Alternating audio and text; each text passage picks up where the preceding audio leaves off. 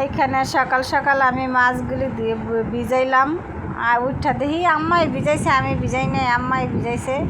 প্রথম ভাবলো যে কী রান্না করব, পরে ভাবলাম যে না, মাছটাই রান্না করি। তারপরে এখানে যে পুঁটি মাছটা দেখতেছেন না, এই পুঁটি মাছটা ভাজি করব, ভাজি করে পেঁয়াজ টেজ দিয়ে ভাজি করব। আর এই যে তেলাপিয়া মাছটা মশলা মাইখা রাইখা দিব, দুই একদিন বলতে কি একদিন বিকালে ভাজি করব। আর এই মাছটা দিয়ে এই যে এটা নলা মাছ, তেলাপিয়া মাছ দুইটাই মিলানো আছে, ওই মাছ দিয়ে রান্না করব। এই যে কী জানি বলে, বেগুন আলু দিয়ে রান্না করার জন্য রাখছি। আর এখানে পুঁটি মাছটারে মশলা মাখায়া নিতেছি, মাখায়া তারপর রান্না করব, ভাজি করে রাখবো, একদম মাখায়া রাখা দিব। মূলা দিয়াও রান্না করব, বুইলাই গেছি, মূলা দিয়া এই মাছটা দিয়ে রান্না করব। হ্যালো এভরিওয়ান, আসসালামু আলাইকুম। আশা করি সবাই ভালো আছেন। আলহামদুলিল্লাহ, আপনাদের দোয়া ভালোবাসা আমরা অনেক ভালো আছি। ভিডিওটা এখান থেকে শুরু করলাম। আজকে অনেক দিন পর একটু বড় ভিডিও দিতেছি। ভিডিও করে রাখি, কিন্তু ভিডিও দেওয়া হইতেছে না। আর এইভাবে ভিডিওটা করার কারণে একবারে ভিডিওটা করি, ফেসবুকেও দিই, এই ইয়াতেও দিই। আমার পেজটা যারা দেখেন সবাই শেয়ার করে দিবেন, ফলো করবেন। আর এই ইউটিউব চ্যানেলটা সবাই সাবস্ক্রাইব করবেন। যারা সাবস্ক্রাইব করছেন না তাদেরকে অসংখ্য ধন্যবাদ, আর যারা করে নাই তারা করে দিবেন। এখন আমি এই যে জিরা, ধনিয়া গুঁড়া, গরম মশলা গুঁড়া, তারপর লবণ, হলুদ, মরিচ আর রসুন বাটা, আদা বাটা, আর এখানে একটু সয়া সস দিয়ে মাছটা মাখায়া রাইখা দিব। মাখায়া বিকালে ভাজা নিব, পরে বিকালে আর ভাজা হয় নাই, পরের দিন দুপুরবেলা ভাজা দিছি। বাচ্চা ছেলে আর মেয়ে খাইছে, ভাজা দিছি। আরও নিতাম তেলাপিয়া মাছ, আরও নিতাম, পরে ভাবলাম যে না, একটা মাছই দেখি আগে কেমন হয়, মশলা টশলা মাখায়া ভাজা করে খাবে জন্য রাইখা দিছি। মশলাটা মাখায় নিলাম, মাখায় টাকায় তারপর রাইখা দিব মাছটা। তারপর বাকি গাছগুলি করব, এখান দিয়ে রান্না করতেছি। আগে মশলা ইয়াগুলি করে রাখছি, মশলাটা মাখায়া রাইখা দিছি। রাখার পর দুপুর রান্না করব। এখন রান্না করতেছি মূলা দিয়া পুঁটি মাছ রান্না করতেছি। কারা কারা এইভাবে মূলা দিয়া পুঁটি মাছ খান কমেন্টে জানাইতে পারেন। আম্মা অনেক দিন পরে এবার মূলা দিয়া পুঁটি মাছ দিয়ে রান্না করছে। আমি বয়স দিতে বয়সটা কষ্ট হইতেছে দিতেছি, কিন্তু আমার শরীরটা অনেক খারাপ। হঠাৎ করে বুকটার মধ্যে চাপ মারে আর ব্যথা করে। আর বিশেষ করে আজকে কটা দিন ধরে রাত্রে ঘুমাইতে পারি না, বুকের মধ্যে এমন করে চাপ মারে, মনে হয় যে কিছু একটা আইসা ফাড়া দিয়ে ধরে আমার বুকে। সেই জন্য আমি এই বয়স জবার দিতে এত কষ্ট হইতেছে। এমনি তো আমার বয়স জবার দেওয়া ভালো হয় না, বয়স জবার দিতে পারি না, যাওয়া দেই, এখন অসুস্থর কারণে আরও দিতে পারি না। আজকে অনেক দিন ধরে কোনো ভিডিও মিক করি না আপনাদের সাথে।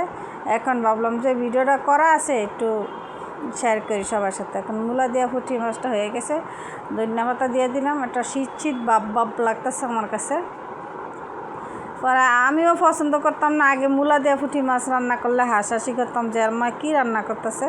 পরে এখন খাইতে এমন অভ্যস্ত হয়েছে, এইটা ছাড়া ভালো লাগে না। এখন আমি এখানে মাছগুলি কালীবাউস মাছ আর তেলাপিয়া মাছ দুইটাই মিলানো আছে, আমি ভাজি করে নিতেছি। আর এই দেখেন আমার শরীরটা একটু খারাপ আছে না, সত্যি বিশ্বাস করবেন না, আমার চেহারা দেখলে বোঝা যায় না যে আমার শরীর খারাপ, কিন্তু আমার ভিতরটা অনেক খারাপ। বুঝতেছি না কী কারণ। আজকে 3-4 দিন ধরে আমার বুকের ভিতরে বললাম না, এমন করে চাপ মারে, রাত্রে আমি ঘুমাইতেই পারি না, বুকের মধ্যে ভয়ঙ্করভাবে চাপ মারে। আমার এতভাবে চাপ মারে, এরকম জীবনে আমার এরকম কখনো হয়নি। এখন শুইলে একটু চোখটা লাগিয়ে এলে আর মনে হয় যে কোথাও মধ্যে একটা ফার মারে আর আমার এই বুকের মধ্যে চাপ দেয়। এখন আমি দিয়ে দিলাম পরিমাণ মতো ধনিয়া পাতা, দিয়ে দিলাম পরিমাণ মতো ঝোল, তারপরে দিব বলক আসলে মাছ। বলক আসার আগেই মাছটা দিতে পারি। এই যে মাছটা সাজাই দিতেছি, মাছটা দেওয়া শেষ হলে বেশিরভাগই লেজা, তেলাপিয়া মাছের লেজা আর মাথা, আর 2 পিস দিছি মাছ, 2টা মাথা তেলাপিয়া মাছের, আর 3টা লেজা আর 2 পিস মাছ দিয়ে এখন বলক দিয়ে নিব। যে খায় দুপুরবেলা, যে খায়, এই জন্য মানুষ 6 জন আমরা, আর নানি শাশুড়ি থাকলে 7 জন। হঠাৎ রান্না করলে দুপুরে কেনাকে একজন একজন আসে খায়, এই জন্য একটু 1 পিস 2 পিস মাছ আমরা বাড়াইয়া দিই। আর এখানে আমার শ্বশুর আব্বাজান নিয়ে আসছে চিনি, চা পাতা, শ্যাম্পু, গোসলের তেল, আর বলি শ্যাম্পু আর গোসলের সাবান। আর এখানে আমার ছেলে বায়না ধরছে এই খাবে, আলু ফ্রাই খাবে, সে কোচিংয়ে নিয়ে যাবে। এখন আলুটা হালকা করে ভাপ দিয়ে নিছি, আর একটু গুঁড়া মরিচ আর লবণ দিয়া আর সামান্য একটু আটা দিয়ে মাখাইয়া নিছি, শুকনো আটা দিয়ে আটার ভিতরে গড়াইয়া নিছি। এখন এইটা ভাজবো ক্রিস্পি করে, মানে মশমশা করে ভাজবো। আর খাইতে মাশাআল্লাহ এত ভালো লাগছে, আলু ফ্রাইটা সবাই পছন্দ করছে। আর আমার ছেলে নিয়েও খুশি হয়েছে আর খাইয়েও খুশি হয়েছে যে আম্মু খুবই সুন্দর হয়েছে ভাজাটা, আর খুব সুন্দর কালারটা আসছে, লাগে কিনা ইয়ার মতন পটেটো ফ্রাই মতন হয়েছে।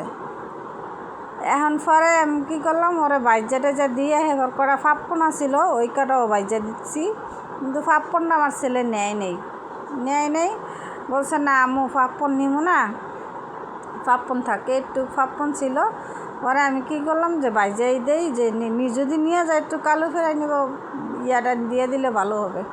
পরে না ছেলে বলতেছে না আম্মু নিব না, পরে আরও নেই।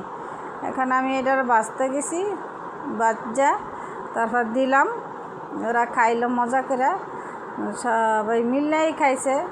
বেশি তার ভাজা ভরা তো আর বেশি খাওয়া লাগে না, অল্প খাইলেই যথেষ্ট। এখন বাকিটুকু বাজ্যা নিতেছি। বাঁচতে দুপুরের খাবার টাইম হয়ে গেছে, দুপুরের খাবার দাবার খাইলাম। তারপরে ভাবলাম যে একটু মার কাছে যাই, হঠাৎ মনে হলো যে মার একটু দেখি। পরে ছোলা ছিল, একটু ছোলা বাগার দিলাম, বাগার টাগার দিয়ে তারপরে মার কাছে গেলাম।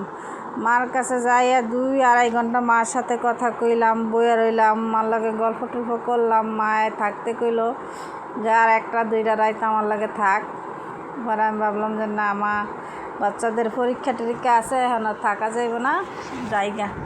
পরে আয়া পড়লাম, মার লগের থেকে আয়া পড়লাম। তারপরে মা একটু মন খারাপ করছে, থাকি না দেখে। পরে মারে কইলাম মা কেমনে থাকবো বাচ্চাদের পরীক্ষা টরীক্ষা, আর এমন একটা পোড়া কপাল যে মারে আইনা রাখবো সেই সুযোগ নেই।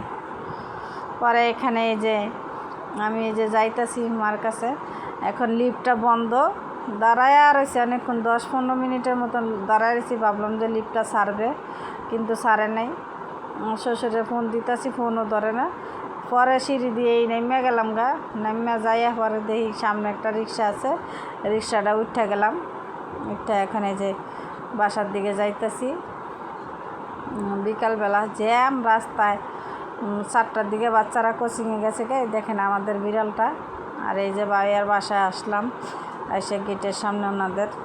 এখন আবার চলে যাইতেছি, সবাই ক্যামেরা ফেস করে না, সেই জন্য তাদেরকে দেখাই না। এখানে যে আমাদের বাসায় এসে করলাম, এই যে বাটিটা হাতে নিয়ে আসলাম, বাটিটা নিয়ে যাই। এখন এই যে মাছটা ভাজি করতেছি, পরের দিনের ভিডিও। মাছটা ভাজি করতেছি। সবাই ভালো থাকবেন, সুস্থ থাকবেন, আমাদের জন্য দোয়া করবেন। দেখা হবে অন্য কোনো ভিডিওর সাথে। যারা ভিডিও দেখছেন সাবস্ক্রাইব করবেন, আর যারা সাবস্ক্রাইব করছেন তাদেরকে অসংখ্য ধন্যবাদ। তারা আমার ভিডিওটা সবাই শেয়ার করে দিবেন, আর এই ছোট্ট বোনের পাশে থাকবেন। ভিডিওটা সবাই বেশি বেশি করে শেয়ার করবেন। আর এখানে যে আমি কথা বলতেছি।